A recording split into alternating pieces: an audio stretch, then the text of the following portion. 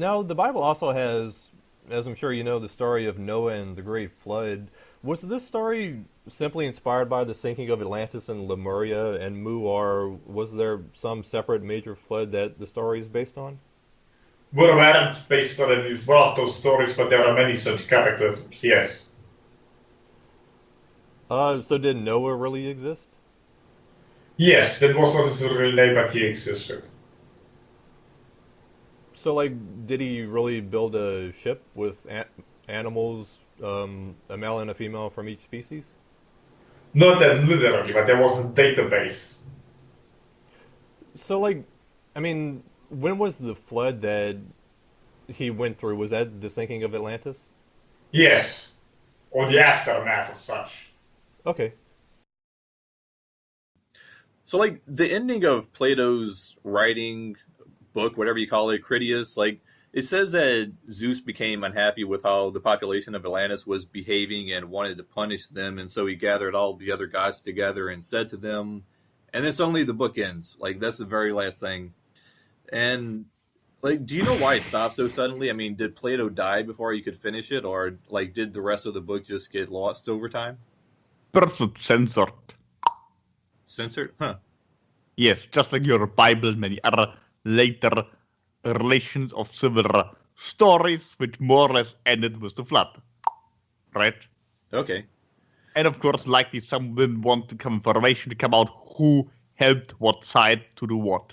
As originally their idea was anyway to wipe everybody out. So, do you know specifically what the rest of it said originally? Well, the rest, well, in general, was simply their idea that you also find other mythological teachings, right? That, well, originally there was also another version, was like a altar before it was completely destroyed. Their idea with God, in this case, the leader of this particular squad, Zeus, if you will, or Zeus, had the idea of completely wiping out the entire civilization, and of course the other entity, right, that was in charge of larger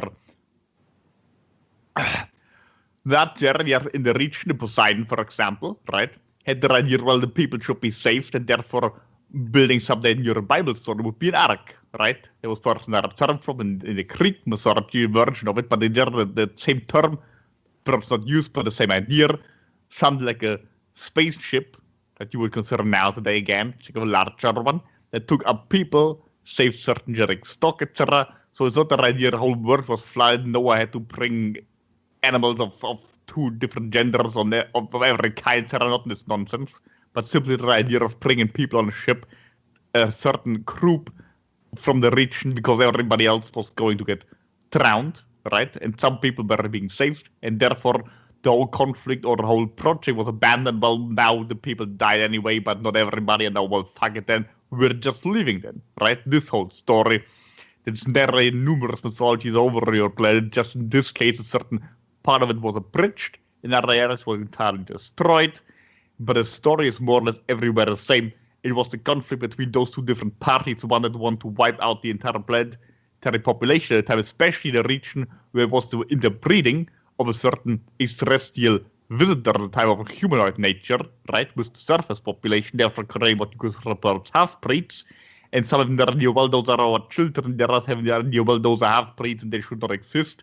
And then the whole conflict emerged between those two groupings. That was the main reason for even having such an idea like an imperialism between those two groups, one that are more loyal to one god, one the other god. That's also where we get the whole idea of demons and Satan, on the other hand, angels and God from, right? Those were just your later, perhaps more Judeo-Christian interpretations of the original events, which again, the Greek mythology is the conflict between those two parties fighting. All the same event. Okay. Who was the real Noah person, and what involvement did he have with the so-called ark or spaceship? Well, the original term was likely Seer Sutra or Upanishad, their idea being the original name was perhaps even different. Noah is just the one you're currently aware of because the last copy of the copy of the copy that you're having of all documents largely comes from your Abrahamic faith, particularly your Judeo-Christian and perhaps Muslim ideology or belief systems, right? And events described are obviously very much simplified and reduced to something more understandable, like a ship. Indeed, it was more like a spaceship to a large degree, or a library, a genetic library, and obviously also the individuals that went on there were exactly what described. They are more aligned and more aware of what's going on. However, the idea being the person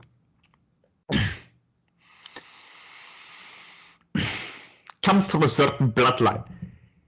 There's much complication there. It has to do with the child person. The idea being, you have the story that you are also familiar with the same documents, the so-called Nephilim, correct? The beings that were, well, from a high perspective, everything happens for a reason, but from a low perspective, those individuals were supposed to come about due to individuals from an, first you consider today Northern interior the fuck, strain being stationed around Earth.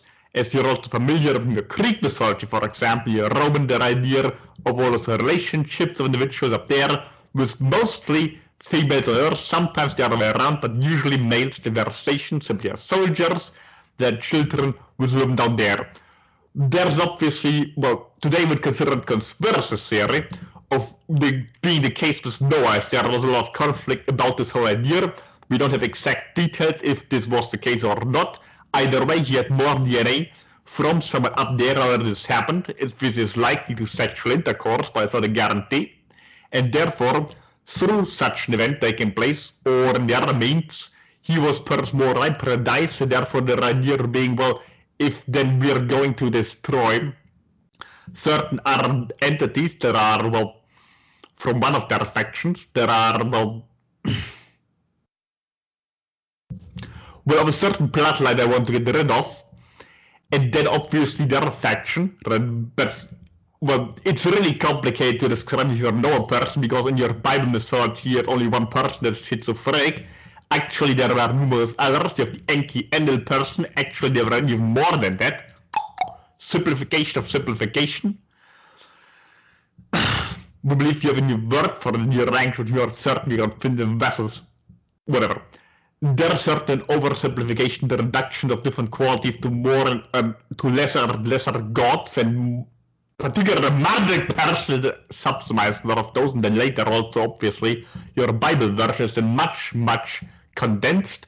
So therefore difficult to describe. So when you're looking at the earlier and older ideas, there were different groupings, and some want their bloodline to survive because they had fathered children mostly. Well, in some cases mother, but mostly it was the fathers with mothers from Earth, and they obviously want their offspring to survive. The others consider an abomination that they even existed, so therefore they want to wipe them all out, and Noah was likely one of those.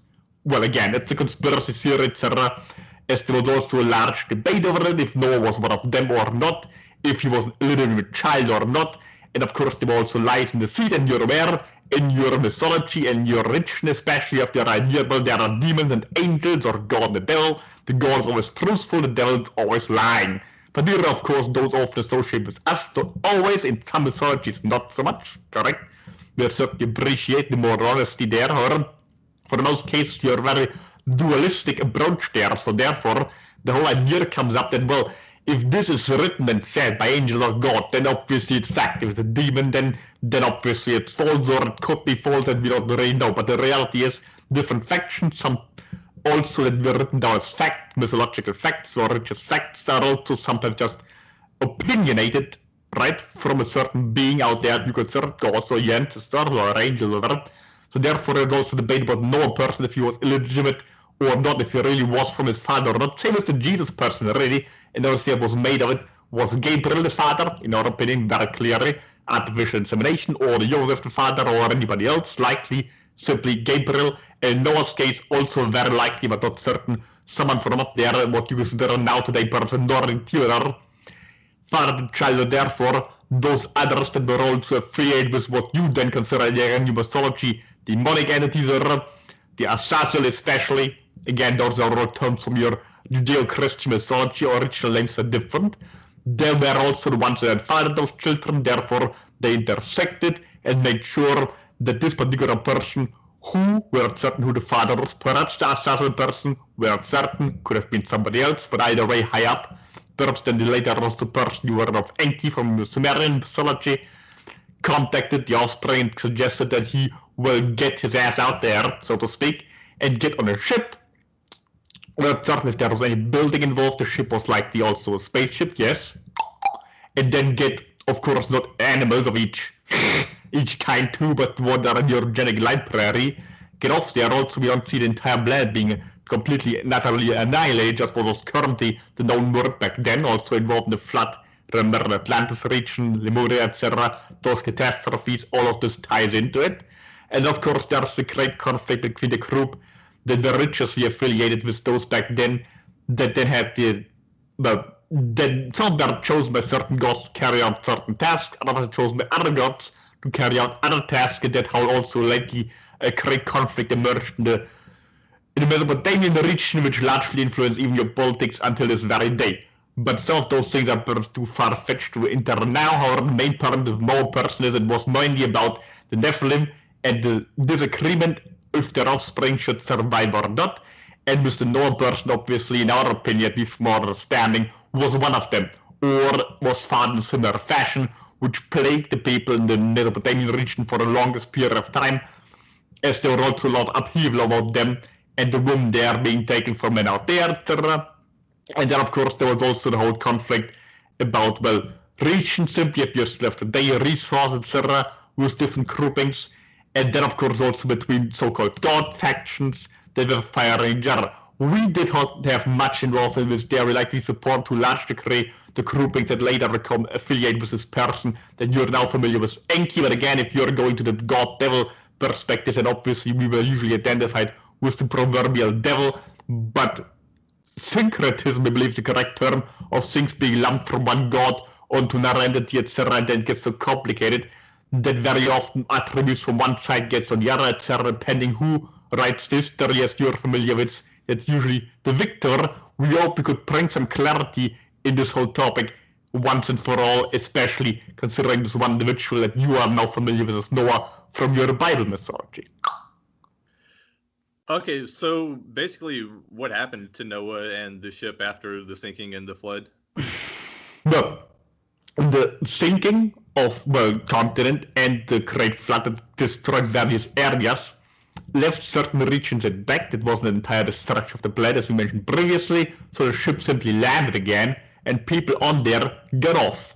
And eventually the other side, Enlil, or whatever you would call those, like the Jehovah person, but again, syncretism makes things complicated, gave up and figured, well, whatever, just leave them then, and then they took off. We're certain about the exact location. It was perhaps in the Caucasus, perhaps somewhat further north, somewhere northwestern. We're entirely certain. Somewhere there in the region there was likely a landing of that ship, etc. That's also why their culture suddenly spring up down there out of nowhere. Your Egypt, Sumer, etc. Those groupings, where then there was new seeds given, knowledge given. There were groupings, priests, etc. that made it, that were chosen, so to speak, by certain gods, which then later gave rise to your Abrahamic faith, that were given certain tasks. And then there are those that were over, well, what you consider perhaps miscegenated bloodline, that were survivors, Noah being one of those, coming originally from those priest castes who were then cast out, since they considered them an abomination, etc. And then they traveled up further north. We're exactly certain how they end up where, but this is likely a conflict that then ensued further thereon, and this is from where your whole culture sprang up, Greece, Rome, etc. In your European region, some of the knowledge is also traveled further east to your India, China, etc. But not so much in terms of the people that traveled there, or originally they were, but they quickly intermixed with the natives there, and their bloodline likely died out sooner or later after having given rise to some dynasties that founded the original inhabitants. Also, your India culture, for example, established the original culture, where I got their knowledge from mentioned gods, and then further thereon, likely also sprang to the east, and obviously also to the west, as we mentioned, the Greeks, etc., and then the whole cultures that sprang up in your European continent, which then became known as a so-called known world in your Western Hemisphere. But the original binders were in Egypt. Okay,